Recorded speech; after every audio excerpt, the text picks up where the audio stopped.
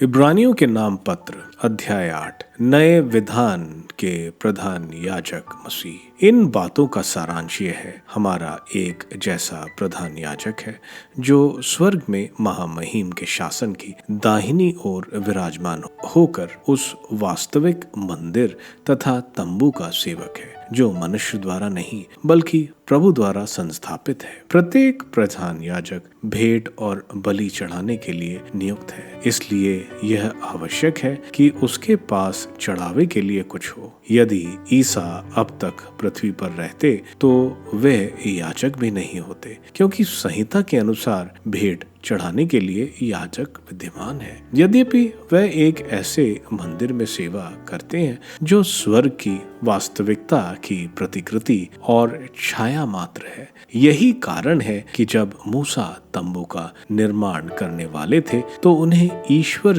की ओर से यह आदेश मिला, सावधान रहो, जो नमूना तुम्हें पर्वत पर दिखाया गया उसी के अनुसार तुम सब कुछ बनाओ। अब जो धर्म सेवा मसीह को मिली है वह कहीं अधिक ऊंची है, क्योंकि वह एक ऐसे विधान के मध्यस्थ है जो श्रेष्ठतर है और श्रेष्ठतर प्रतिज्ञाओं पर आधारित है। यदि पहला विधान परिपूर्ण होता तो उसके स्थान पर दूसरे की क्या आवश्यकता थी। ईश्वर उन लोगों की निंदा करते हुए कहता है, प्रभु यह कहता है, वे दिन आ रहे हैं जब मैं इज़राइल के घरानों के लिए और यूदा के घरानों के लिए एक नया विधान निर्धारित करूंगा। यह उस विधान की तरह नहीं होगा जिसे मैंने उनके पूर्वजों के लिए उस समय निर्धारित किया था, जब मैंने उन्हें मिस्र से निकालने के लिए उनके हाथ थामे थे। प्रभु ये कहता है, उन्होंने मेरे विधान का पालन नहीं किया, इसलिए मैंने भी उनकी सुध नहीं ली। प्रभु ये कहता है,